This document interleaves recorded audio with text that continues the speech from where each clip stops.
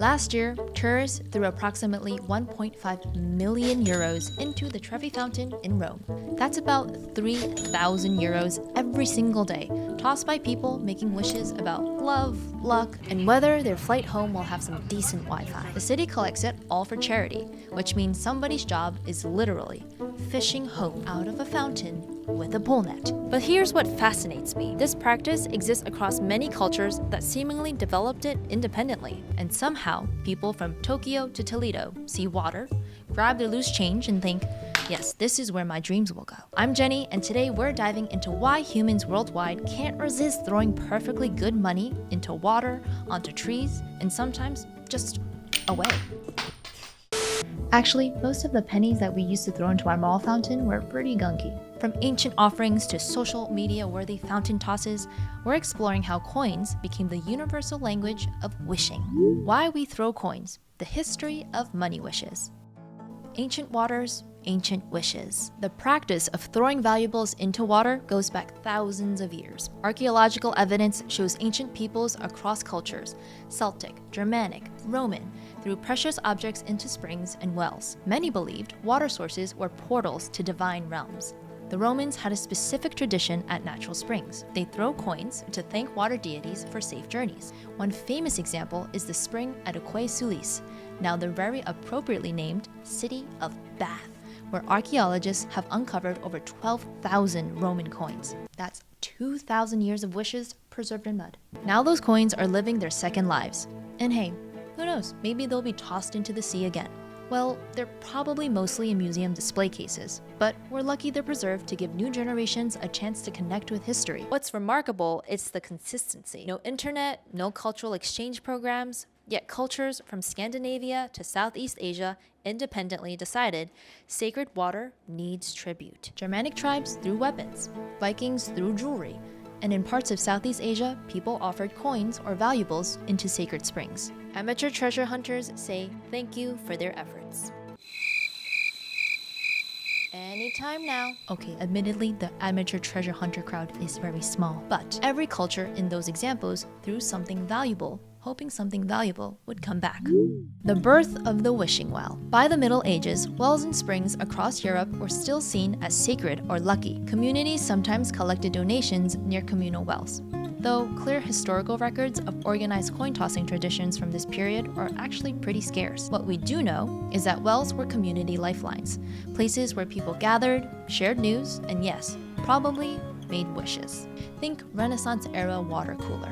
Local folklore often attributed special powers to certain wells. Some were said to heal, others to reveal the future, and many to grant wishes. Over time, local folk customs added their own twists, turning around, staying silent, or using certain coins, but details varied widely from village to village. Every community had its own rules for how to properly make a wish. The funny thing is, we still do this. My local mall fountain has an unofficial rule that you have to throw the coin over your shoulder.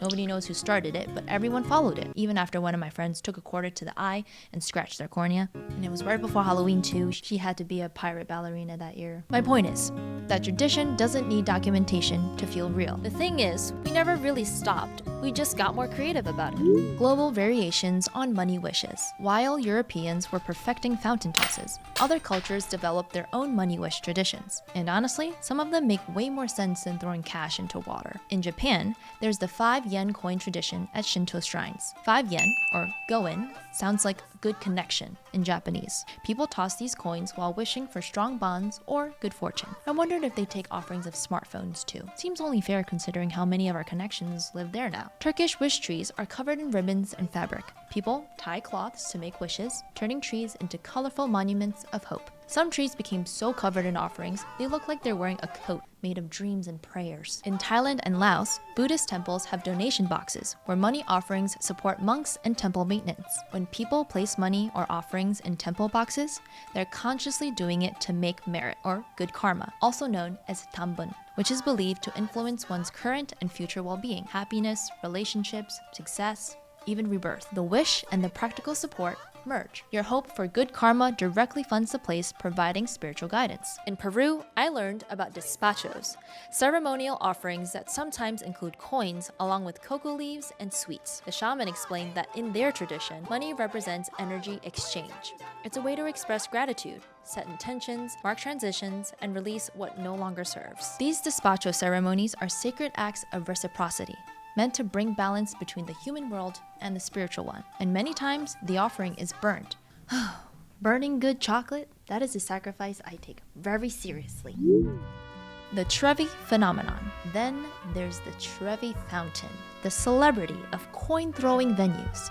It generates more charity money than some actual charities. But here's what most people don't know. This tradition is barely older than the microwave. The whole throw a coin to return to Rome thing, that started with a 1954 film. Before that, people drank the water for good luck, which, considering it's a public fountain in a major city, feels a little too adventurous for me. Today's Trevi rules, according to local tradition, 1 coin means you'll return to Rome.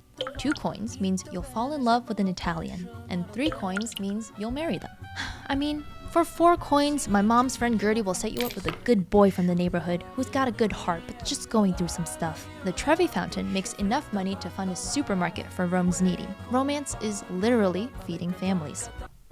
Correction, hopeful romance is feeding families. Fun fact, there's a law against stealing from the Trevi. A man named Roberto Cersoletta did it for 34 years before getting caught. He called himself D'Artagnan and used a magnetized pole. So like a metal detector that he attached a magnet to. So a magnetized metal detector. He's not doing that anymore. But honestly, that's commitment to a very specific crime. The psychology of sacrifice. So why do we do this? Behavioral economists have theories. It's about what researchers call motivated reasoning. We're more likely to believe something will happen if we're invested in it. Throwing money makes the wish feel more real because it costs something. Think about the difference between a free trial you forget about and a streaming service you're actually paying for. Suddenly, you're determined to get your money's worth. There's also the sunk cost fallacy at play. Researchers like Arks and Bloomer and Kunda describe these effects, how paying a small cost makes people feel more emotionally invested in an outcome. That coin in the fountain isn't gone. It's giving you more stakes to care about the outcome. But I think there's something deeper. In a world where money usually demands something specific back, goods, services, time, throwing coins is one of the few ways we release money without expectation. It's stepping out of the cycle, breaking the chain. See what I did there? Modern money wishes. The digital age hasn't killed money wishes, it's digitized them. Crowdfunding is basically collective wishing with progress bars. Those donate to plant a tree buttons, they're kind of like digital coin tosses for environmental wishes, or like digital seed tosses. In China, people send symbolic amounts like 5.2 yuan, meaning I love you, or 8.88 yuan for prosperity, digitally. Digital red envelopes during Lunar New Year can even be sent to groups, where the total is divided at random among whoever opens them first. It's part generosity, part game, and all good luck. In South Korea, Buddhist organizations have experimented with online ritual spaces and digital offerings, letting people participate in temple practices virtually. India has QR codes at temples for prasad offerings. The wish economy is going cashless, but the psychology still stays the same. Some cities, including Venice and Rome, now fine people for entering fountains or littering, an effort to protect historic sites from over-enthusiastic wishmakers. Yet people still prefer physical coin throwing. There's something about the physical act, the arc, the splash, the sinking, that apps can't replicate. It's a little like trying to digitize a cannonball into a pool. Unless a new app can splash some water at you from the speaker port, it's going to be hard to completely replicate. In an increasingly digital world, throwing coins is perhaps one of the last purely analog acts of faith. Oh my god, I made it. Wishes around the world. Nearly every culture has its version, and they're all beautifully specific. In Greece, guests throw coins or bills during weddings and dances to wish prosperity on the couple. In parts of West Africa, the Yoruba people leave coins or small offerings at crossroads for protection or good luck. In Iceland, even modern road construction projects sometimes protect rocks tied to the Holdufolk, or hidden people legend. Many locals believe disturbing these rocks can bring bad luck or mechanical trouble, so planners often reroute construction to respect the folklore. Bridge railings worldwide are weighted down with love locks and often coins wedged into gaps. The Point des Arts in Paris had to remove locks because they weighed over 45 tons. That's a lot of love.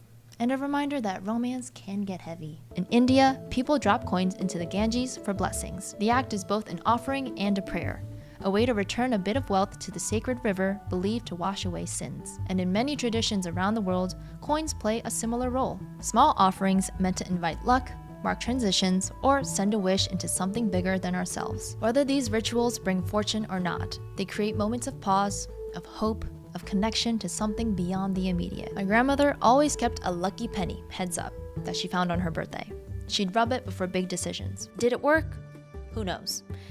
Did it cause one penny in circulation to get worn down to an unrecognizable sliver? Pretty much. But it did make her feel connected to possibility. And sometimes that's enough. Conclusion. Maybe we throw coins because deep down, we understand money is just energy in physical form. And sometimes the best use of energy is to release it without being married to its worth. Whether that's into a fountain, onto a tree, across borders to family, every coin thrown is really saying the same thing. I hope. I hope for love, for health, for connection. It's financially fascinating and emotionally complex, a ritual expression of our deepest human needs. At Remitly, we see this hope daily. Money sent not just as support, but as wishes made tangible. Many transfers carry hope across borders. Whether it's coins in a fountain or funds sent home, we're all just trying to turn currency into care. Those 1.5 million euros in the Trevi, they fund food programs for people in need, which means every wish for love also becomes someone else's fulfilled wish for enough food. And even for the wish cynics out there, it's hard not to appreciate that those coins get a second life helping real people. I'm taking a flight tomorrow and I wish for decent Wi-Fi to finish some work. Oh, who am I kidding? I'm just gonna watch cheesy rom-coms the whole time. Thanks for watching. If you found this video helpful, hit like and subscribe for more content that tackles topics that I think are worth discussing. Drop a comment with what you'd like to see next. I'm always up for covering something new.